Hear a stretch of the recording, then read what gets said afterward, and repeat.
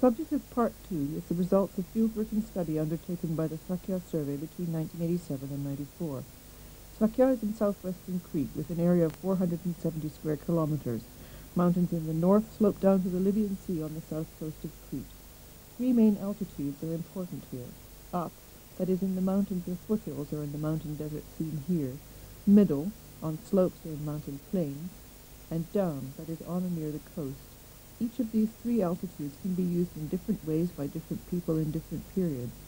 Within Sfakia there are several sets of up, middle, and down, with up at the north and down at the south. Here we look at three examples, starting with this one, where down is at Sfakion and middle is at Kalilaki to the north. A splendid document of 1435 illustrates nicely the connection between different environmental zones. One family owned property down at Chora, down on the coast, near the Church of the Holy Apostles behind me. Further on up, they owned a bee enclosure at Ergastiri, and then up the Sfakiano Gorge, by the chapel of St. Paul, they owned a house, and then further on up the same gorge, they owned property at the summer village of Kalilaki. The reason why we have this information is that a dispute had arisen between this and another family over grazing rights. The dispute had got so bad that people had been killing each other, but then in classic manner they decided to sort it all out by arranging a marriage.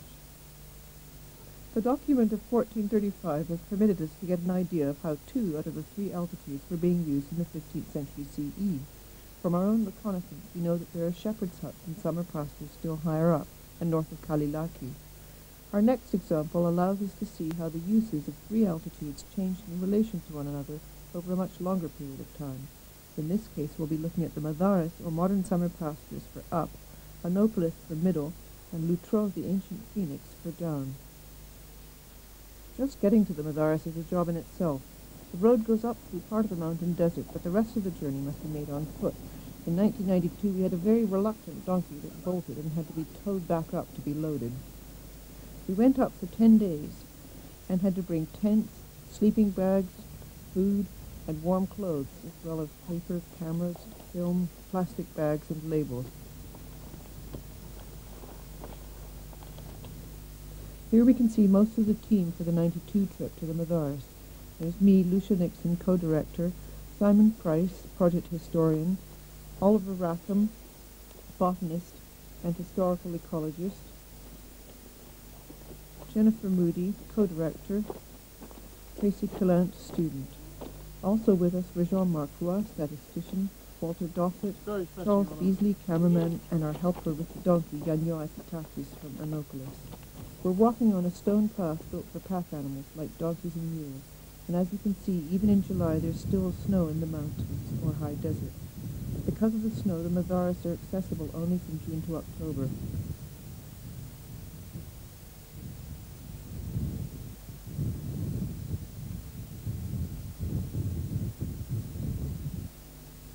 We are now in the high desert on top of the White Mountains. We're at present at about 1,600 metres elevation, and we are surrounded by these curious conical mountains that are the product of frost action, of freezing and thawing, which is the dominant factor in the shaping of the landscape here. It's a desert with less than 1% plant cover, but like most of the world's deserts, it's very rich in rare and peculiar plants, and particularly very dwarf woody plants, such as this minute plum that I'm sitting on. It is an actual plum with little fruits, but is only about 2 centimetres high, and it grows on these mountains and on certain other high mountains in southern Greece. But this plant in the foreground is Anthusa cespitosa, and this is peculiar to the White Mountains, well, indeed peculiar to the high desert. It is an example of those plants that are adapted to resist browsing animals by growing with their leaves so close to the surface that the animals can't get their lips round them. We're looking down at one of the basins in the Madaris. This one at 1,800 meters was our base camp. It's easy to see why the Madaris are used as summer pastures for sheep and goats, because there's so much more vegetation here. We begin with a site called Pyrgos Riza, which is one of several prehistoric sites in the Madaris.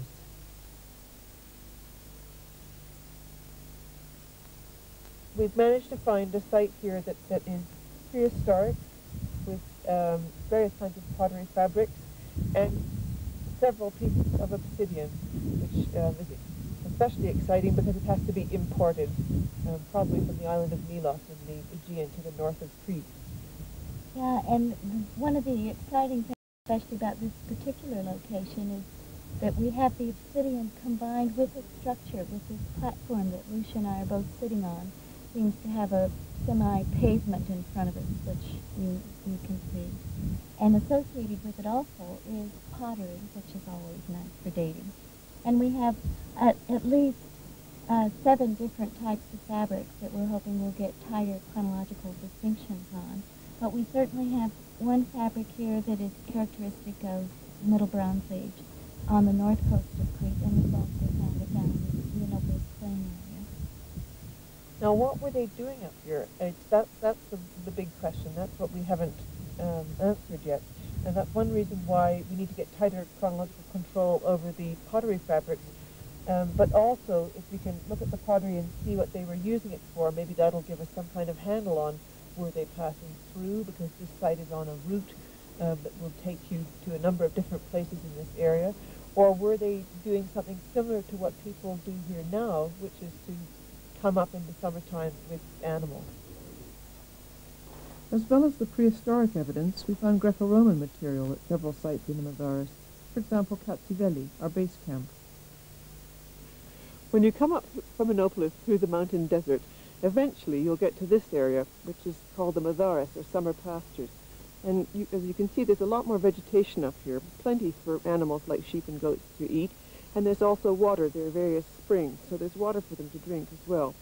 And at least from the 17th century onwards, people have been bringing the sheep and goats, mainly sheep, up to these summer pastures in order to make cheese.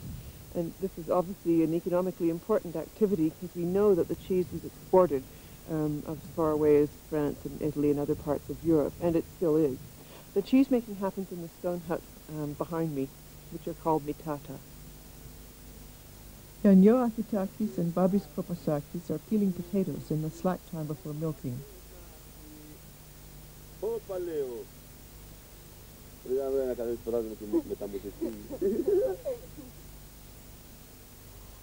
Here the sheep are being called into the milking pen. Only men and older boys come up to the Madaris. Women and children stay below in Anopolis. The men take turns working up in the Madaris over the summer season.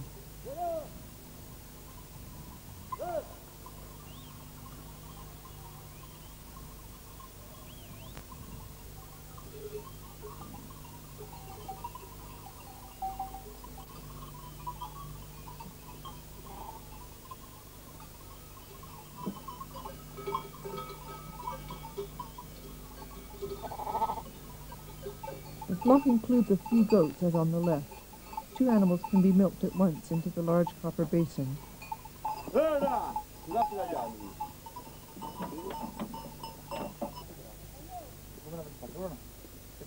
milk is then brought into the mitato. Here, 2 members of the same family, Babis and Yanis Kopasakis, pour the milk into the cauldron. Only a tiny amount of fuel is needed to heat the milk. Local undershrubs are used as there are no tall trees in the Madaris.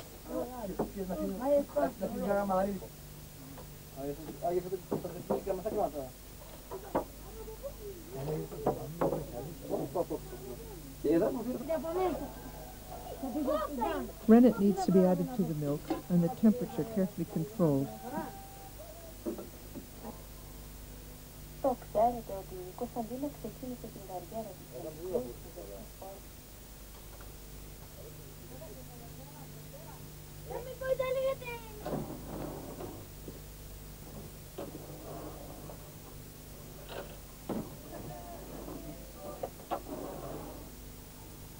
The baskets are containers for the soft cheese, here being dried in the sun outside the mitato.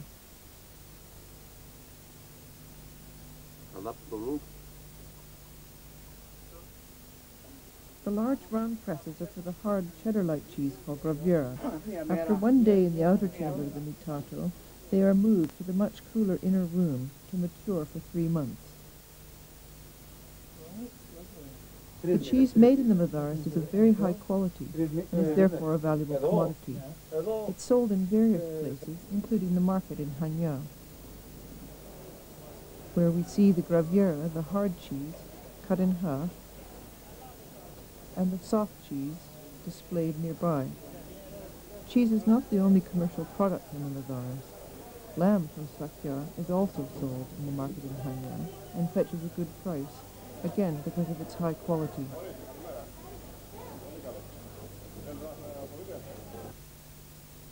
We come now to the mountain plain of Anopolis at 600 to 800 meters above sea level, which represents the middle altitude in this area. The plain is a basin with a ridge on the south side and mountains on the north, full of alluvial soil, which is good for cultivation, with slopes that can be terraced. It's not surprising that the plain has been used and inhabited since around 3000 BCE. This is Trulos, a final Neolithic early Minoan site with evidence for the later Bronze and Iron Ages, located dramatically on the edge of a cliff with a spectacular view along the south coast of Crete, especially the Lutro Peninsula. On these eroded slopes, we found final Neolithic and early Minoan pottery and stone tools made of chert and also obsidian, which again was probably imported from Milos. The Anopolis Ridge lies on the southern edge of the plain. There is prehistoric material on the ridge and later on a Greek polis or city-state, whose area is some 10 hectares. The city had a fortification wall still partly preserved. The wall, the stone piles representing ancient structures, and the pottery found in or near them all date to the Archaic, Classical, and Hellenistic periods. The survey has been able to reconstruct at least part of the Greco-Roman settlement hierarchy for both ridge and plain. The Greek city on the ridge was scarcely used in the Roman period.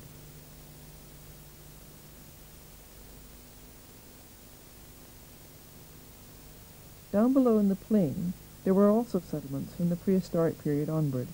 In the Greco-Roman period, the settlements fall into 2 groups, medium and small, and some of them lasted longer than the big city on the ridge. This is a small outlying farm site in the Anopolis plain, where there was a plastered cistern for water and plannable building remains, marked by dark green prickly oak.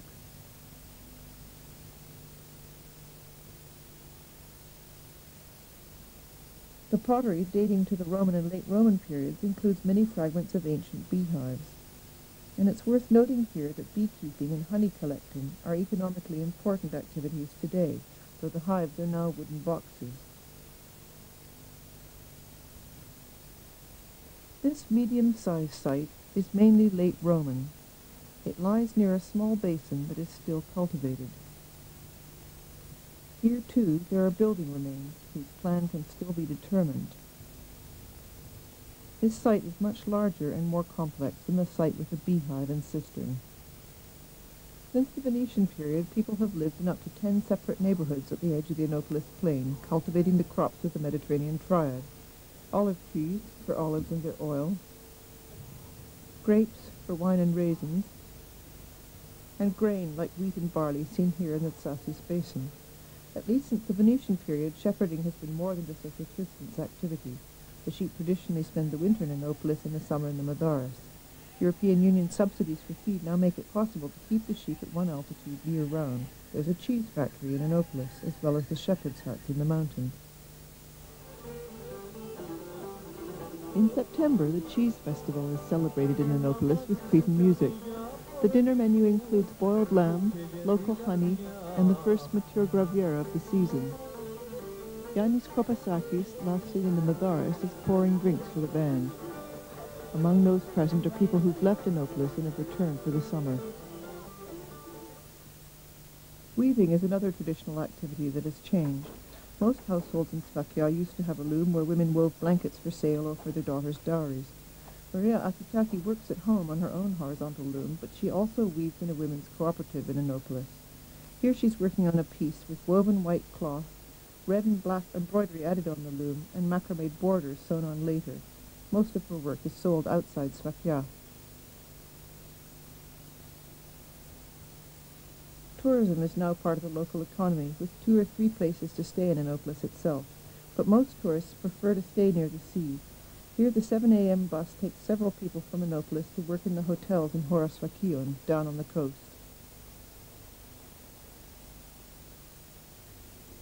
We've looked so far at 2 of our 3 altitudes, up in the Metharas, middle at Innopolis.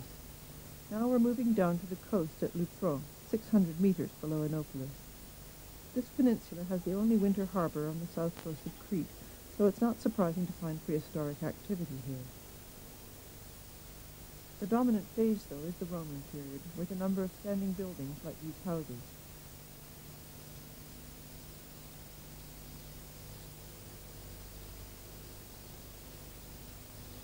Elsewhere on the peninsula is an area that we think may have been used for cult activity, because of its location and because of the unusually heavy concentration of fine wares, including Italian terra sigillata, fine pottery of the 1st century CE. There used to be 2 good harbors at Lutro, one on either side of the peninsula, but the western harbor is no longer usable because it isn't underwater anymore. In the mid-4th century, the Common Era, there was a violent uplift of nearly 4 meters, so the former western harbor is now high and mostly dry, as seen here.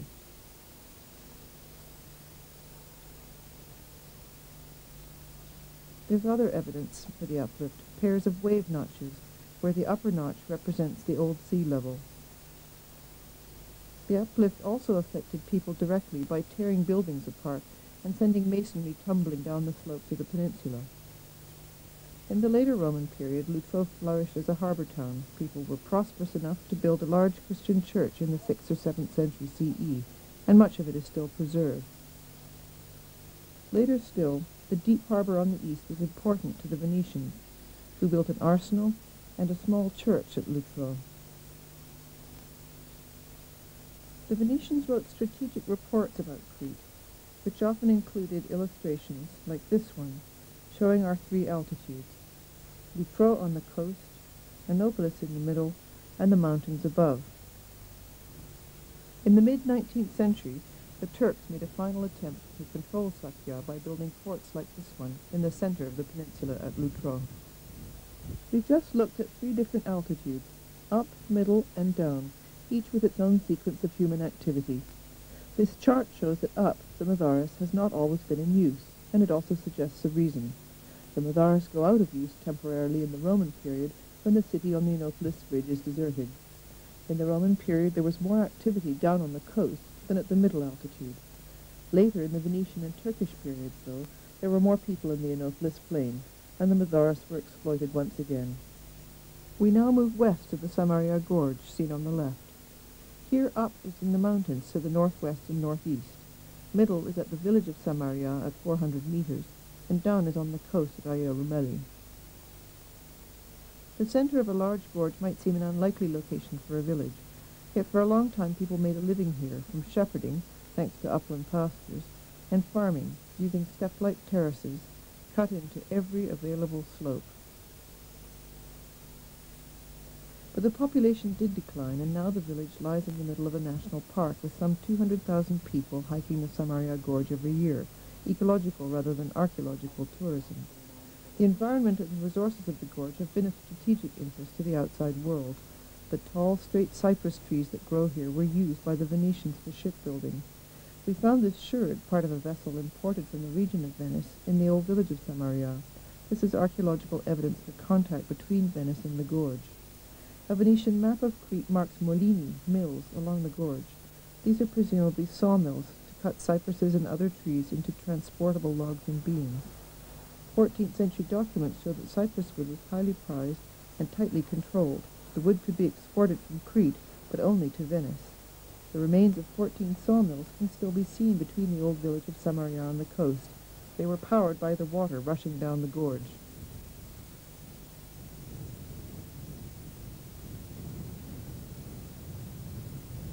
Down on the coast at Aya Rumeli we found prehistoric pottery, but the dominant phase here is Greco-Roman. Excavation by the Greek Archaeological Service and by others has revealed a Greco-Roman shrine in the gorge, as well as the Greco-Roman settlement and cemeteries of Tara on the coast. Each of these two walls was part of a seawall to protect the settlement from winter storms, before the uplift of the 4th century CE. Roman structures still stand on the coast, thanks to the mortar that holds them together, as at Lutro. This church, built over an earlier temple, is visible from the coast, but in the Venetian and Turkish periods the village of Aya Rumeli was behind it, further inland and invisible from the sea. Nowadays, Aya Rumeli is located on the coast, an artificial new village created by tourism, another variation on the theme of outside interests in Sfakia. Nearly all tourists come to Sfakia because of the Samaria Gorge. After they walk the gorge, most of them take the boat east to Sfakion, where they get onto buses.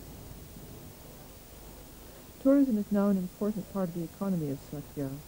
Looking after tourists may seem very different from shepherding, but there are similarities.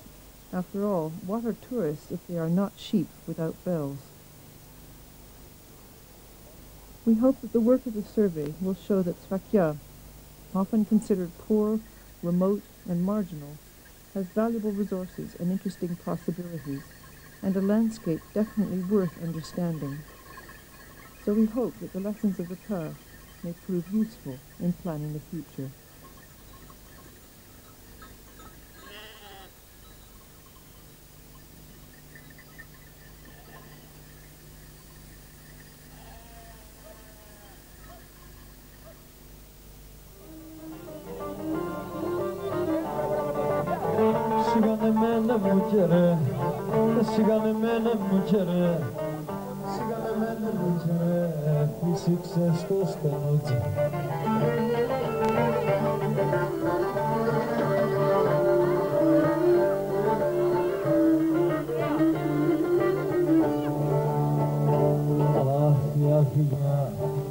για να μου φέρει ο αέρας σου τον αστένα γαμότζι.